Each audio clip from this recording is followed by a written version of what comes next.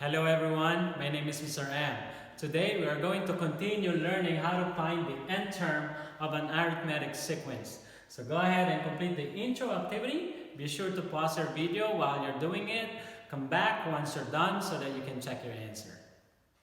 Alright, let's go over with this. As we know, 4 is the first term or a sub 1, 10 is the second term, a sub 2, 16, 22, and 28 are a sub 3, a sub 4, and a sub 5 respectively.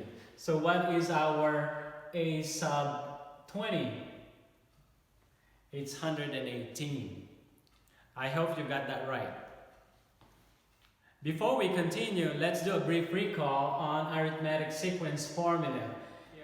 We know that a sub n is the nth term, a sub 1 is the first term, n is the number of terms, and d is the common difference. Okay, now let's have the model problem.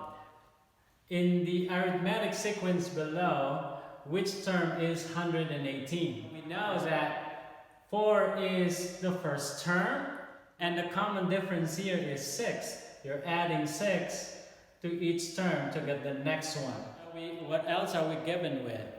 118, which happens to be our a sub n. And n is the unknown. So we want to know which term is 118 in the given arithmetic sequence. Let's go over with it. Now, using the arithmetic formula and the information from the model problem, we know that a sub n is 118, right? And a sub 1 is positive 4, n is unknown, so it remains n. And d is 6. What do we do next? Take a look here. What happened? How did I get this next line? You just simply distribute this. So n times 6 is 6n. Negative 1 times 6 is negative 6 or minus 6. Let's take a look at the next line. What happened here? We just simply add this up. Right? 4 minus 6 is negative 2. Let's take a look at the next line. How did I get this? By just simply doing the inverse operation. I add 2 to both sides. So 118 plus 2 is 120, and this is 0. So 6n is left on the right side of the equation. And finally, we just simply, again, do the inverse operation. Divide both sides by 6. This is divided out. So n is equal to 120 divided by 6 is 20.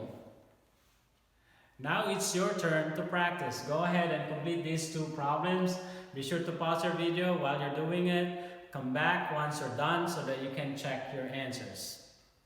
Here we go. I hope you got both answers correct. Now let's challenge your knowledge and skills a bit. So in an arithmetic sequence, the first term is 11 and the seventh term is 59. Find its 18th term. Same process, pause your video while you're doing it. Come back once you're done so that you can check your answer. Alright, it's a bit surprise. Make sure you watch the next video where I'm going to show you the answer to this challenge question. Cool? Thank you for watching and learning with me. Be sure to click the links below inside the description box for additional resources so that you can practice more. Please take care of yourself and each other.